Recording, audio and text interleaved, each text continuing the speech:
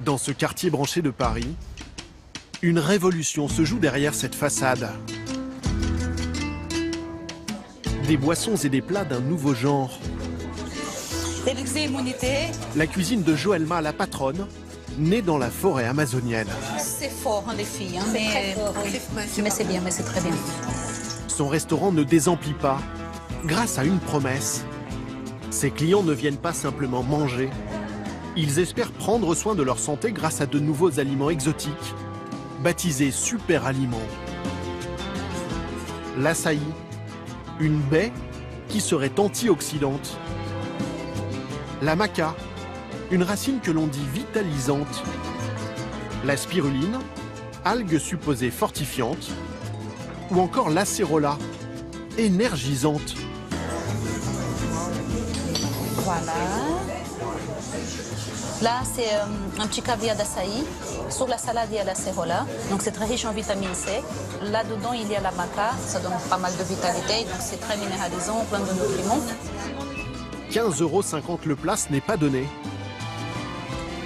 Mais Joelma assure à ses clients qu'il s'agit de vrais aliments miracles, dotés de vertus thérapeutiques.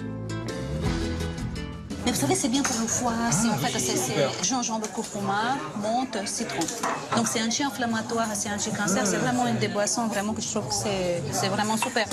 On a un peu l'impression que les gens viennent ici, comme ils diraient chez le médecin. De toute façon, chez le médecin, on pose des questions, mais il ne nous donne pas les réponses. D'accord? Oui. Tandis qu'ici, on pose des questions, mais on a les réponses. Donc, c'est pas un médecin. Moi, je pourrais venir tous les jours. C'est tous les jours différents et j'adore. Parce que c'est bon, parce que c'est frais, parce que ça fait sûrement du bien. Traduction de l'américain superfood, les super-aliments ne sont plus l'apanage des restaurants branchés. Ces derniers mois, ils ont pris d'assaut les rayons de nos supermarchés.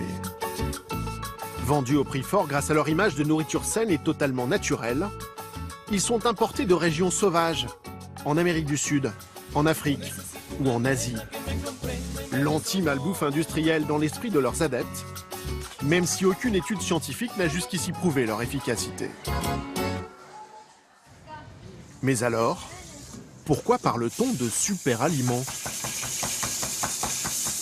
Dans son restaurant, Joelma en a fait les ingrédients de base de ses recettes dans un but diététique. Ses fruits exotiques, ses graines, ses algues sont particulièrement riches en nutriments, vitamines et minéraux. Ça pousse partout au Brésil, on a en Amazonie. Ça s'appelle urucum et c'est une merveille parce que ce petit pigment-là, une fois sur la peau, avec le soleil, c'est extraordinaire. Ça protège la peau contre les moustiques et contre les UV qui est nocif pour la peau. Et c'est pour ça que les Indiens, ils mettent sur le visage, ils font des maquillages. Cet urucum, la brésilienne le cuisine. C'est un des aliments les plus riches en bêta-carotène. 500 fois plus riche en bêta-carotène que la carotte. Un aliment riche en bêta-carotène et donc en vitamine A, qui renforcerait le système immunitaire, jusqu'à réduire, d'après Joelma, le risque de développer certaines maladies. Pour elle, super aliment égale super pouvoir. Peut-être on pourrait dire des super pouvoirs, parce que si on se sent bien, ben oui, on est bien, quoi, tout simplement. Cette croyance, elle en a hérité quand elle était enfant de sa mère brésilienne, qui lui a transmis son savoir sur les plantes dans la forêt amazonienne.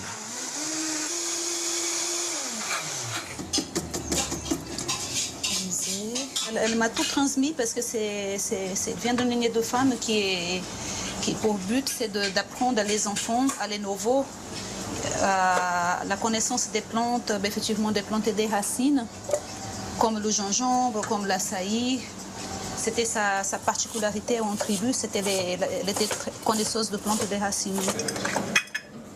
Dessert du jour, des bananes mélangées à cette poudre violette, l'açaï, une petite baie d'Amazonie qui aiderait à la récupération.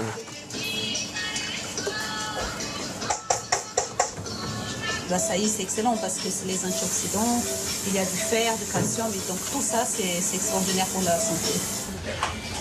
Je t'ai ramené l'açaï? Tu m'as demandé, de l'atelier. Joelma travaille avec son mari français. Jean-François, 38 ans, à la tête de l'autre activité du couple, la vente de ces nouveaux aliments via leur site internet. Ich habe Deutsch gelernt am Schule, aber ich habe alles vergessen. Depuis leur bureau en banlieue parisienne, ils livrent des clients dans le monde entier. D'accord. S'il y a besoin, on peut parler anglais. En général, des supermarchés, des magasins bio. Après, c'est à vous de voir comment vous l'appelez. C'est à la frontière. Son activité d'import-export cartonne. Jean-François travaille avec des fournisseurs dans le monde entier. Cette livraison arrive aujourd'hui d'Amérique du Sud. T'amènes la palette, Charles. Un carton de 20 kilos, 700 kilos en tout. Qu'est-ce que c'est dans ces cartons? La feuille de cacao. Cacao cru non torréfié d'Amazonie péruvienne. C'est vraiment un grand cru de cacao. Voilà, donc là on a ça au labo. Rien à voir avec un cacao ordinaire. Cultivé par les Indiens dans la forêt amazonienne, il serait l'un des aliments les plus riches au monde. pendant la blouse obligatoire. À chaque arrivage, Jean-François contrôle la qualité du produit dans son laboratoire. Waouh. Elles sont belles, hein. Vraiment une très très belle fève, quoi. On va goûter ça. Hein. C'est son associé dans l'entreprise, Jean-François lui aussi, qui a découvert ce cacao il y a 10 ans au Pérou. Très riche en minéraux, il aurait des vertus énergétiques et anti-stress. C'est un cacao d'origine, on l'appelle le cacao natif, parce que c'est un cacao qui est égal à celui qui poussait il y a déjà des milliers d'années en Amazonie. Cette fève sera vendue brute, 10 € les 250 grammes. Mais les associés espèrent aussi en faire une recette pour le restaurant. Et après on va balancer ça dans du maïs mauve et du tamari. Et voilà. On fait l'évaporation. Et espérons que ça soit bon, parce que là c'est encore en test du juste dosage. Je crois que ça va être bien, je sais pas pourquoi je le sens bien. Ça, tu vas les emmener pour les faire goûter en apéro ce soir au restaurant. Ouais. Voilà. Le restaurant, pour nous, c'est un superbe laboratoire, puisqu'on peut tester, créer.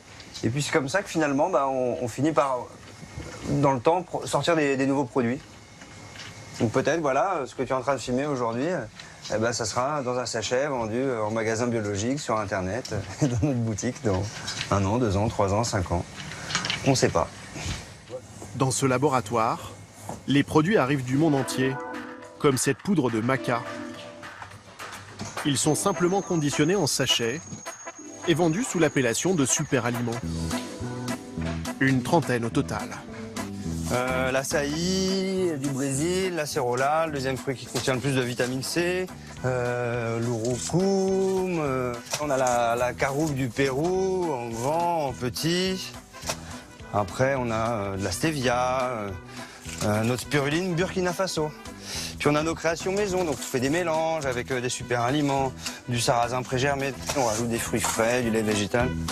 Certains de ces aliments coûtent une fortune. 127 € les 250 grammes de clamate, une algue récoltée en Amérique du Nord.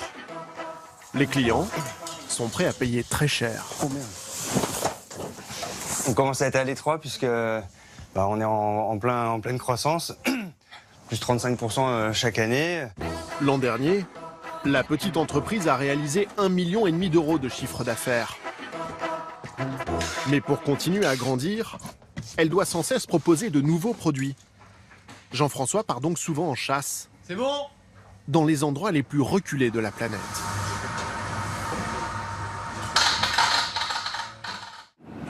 Fin juillet, nous l'avons accompagné dans sa quête. 11 heures de vol, direction Brasilia, la capitale du Brésil, puis 6 heures dans un petit avion pour atteindre le cœur de la forêt amazonienne, tout près du Pérou. 8 heures de bus, et ce n'est pas terminé.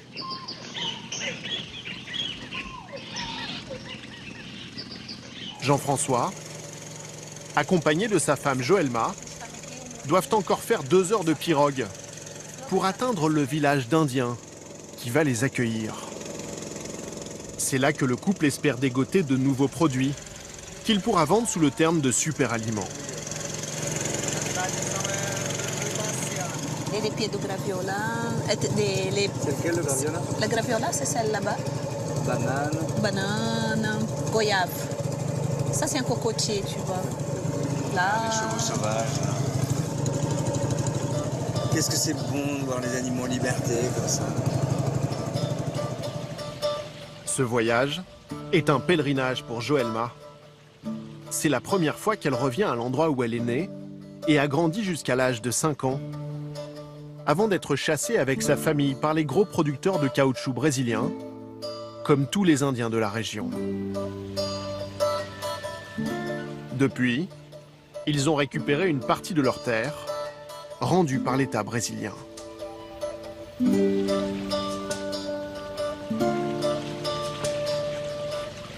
C'est extraordinaire ce que je ressens. Donc, j'ai pas de mots pour traduire. C'est de l'émotion, et beaucoup d'émotions mélangées avec saudade. Le mot saudade en portugais, ça veut dire beaucoup de choses, saudade. C'est la nostalgie positive, c'est suspendu dans l'air le mot saudade. J'ai jamais oublié mes racines. Sur la berge, un comité d'accueil en tenue traditionnelle est là. Oui, ils sont venus vous accueillir.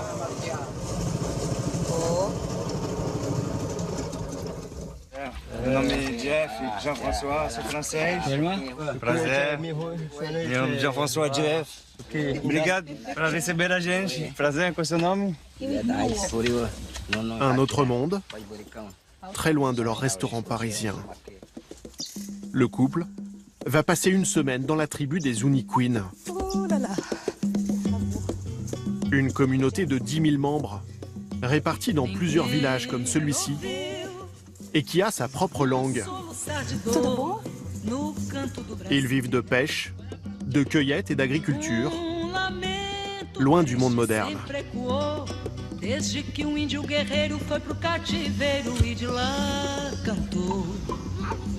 Avant de partir avec eux en quête des super aliments, les visiteurs doivent d'abord se faire accepter. Temos alguns presentes para vocês. Aqui camiseta para Ninawa. Ninawa et Nui sont les chamans du village, ses chefs spirituels. Camiseta bem legal, que tecido especial para esporte. Então você transpira, mas ele seca em alguns minutos. Oh. É grande. Non, c'est bon. Moi aussi, ça me va. Fabrica francês. Merci. Des vêtements apportés de Paris, auxquels les Indiens répondent par des peintures corporelles. Un rite d'hospitalité. On reçoit un nom indigène, hein, donc c'est un symbole de bienvenue.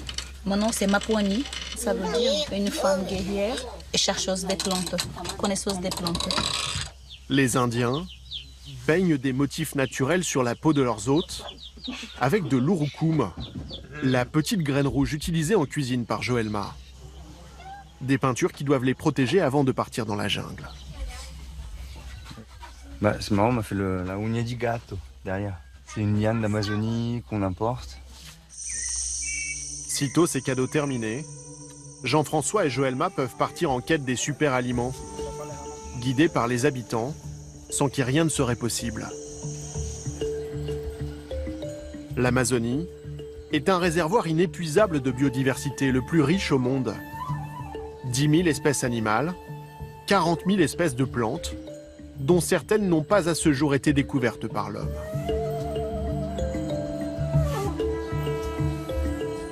Les meilleurs connaisseurs de cet écosystème, ce sont les Indiens, qui vivent quotidiennement grâce à la forêt. C'est leur garde-manger et leur pharmacie. Pour nous, cet arbre est sacré. Broyez ses feuilles et sentez-les. E ela tem propriedade de quê? Nous faisons une infusion avec ces feuilles et ça nous nettoie l'organisme.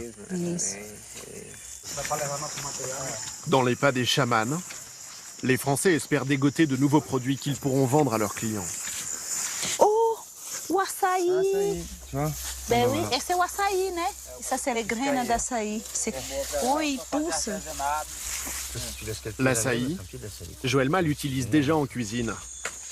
Mais un peu plus loin, Jean-François va tomber sur l'un des trésors naturels qu'il espérait trouver ici, des noix de muru-muru. Tem bastante. E quando cair no chão, ela fica boa. Ela fica comestível. Porque ela tá madurinha, né? Quando ela Essa aqui. É un palmito também. Basiquement, je lui ai demandé qu'est-ce qu'on peut manger. Bah, le petit il m'a ramené cette graine. Donc on peut la manger. Ça, il m'a demandé la question. On va aller voir l'arbre après. Waouh, elle est forte. Vou quebrar um dente. Comment c'est quebrar là? Il faut un marteau pour la casser. Ah, faut un petit marteau quoi. Cette noix grasse est déjà utilisée par les labos de cosmétiques pour faire les shampoings. É coquinho, né? Essa que tu não tocou. Essa daqui, essa sua aqui também tá boa, ó. Joëlma et Jean-François s'imaginent déjà faire du muru-muru un nouveau super aliment à la carte de leur restaurant. Ça ressemble à un minou de coco, mais c'est pas même goût. D'abord, pour moi, c'est entre la noix du Brésil et la noix de coco. C'est super bon. Elle est vachement... Elle est grasse. C'est grasse. Elle est Tu dois très pouvoir grasse. faire une huile avec. Oui, oui, oui. J'aimerais bien avoir une huile. Les Français n'ont pas fait le voyage pour rien. Comme ces noix de muru-muru sont présentes en grand nombre sur le territoire des Zuniquin, ils vont pouvoir à terme leur en acheter.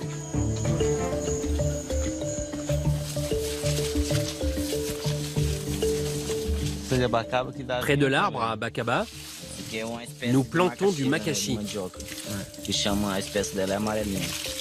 Autour du village, les Français font une autre découverte. La tribu sème toutes sortes de plantes un peu partout. Et ici, pas besoin d'engrais ou de produits chimiques. Regarde, il suffit de casser une branche et de la planter. Ici, il faut attendre 6 mois pour avoir un petit pied. Mais dans une semaine, on verra déjà des petites pousses.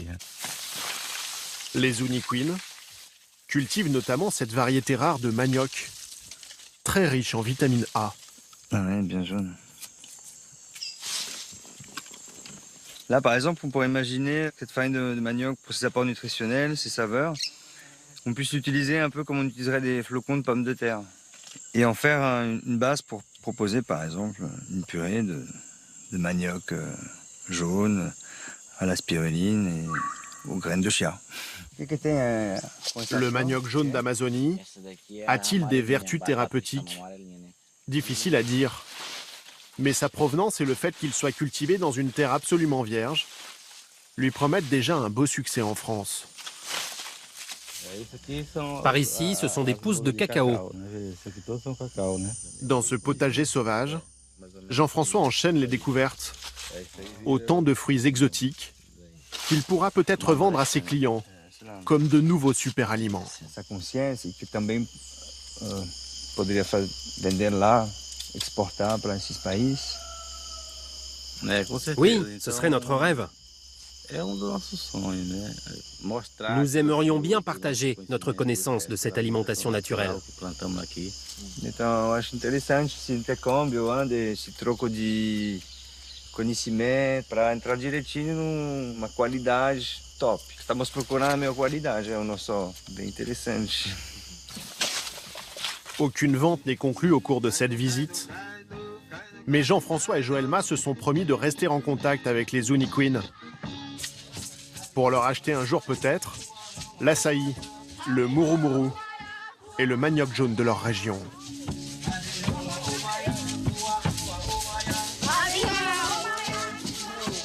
Vendus au détail en France, ces super aliments pourront afficher un tarif 4 à 6 fois supérieur à leur prix d'achat aux Indiens.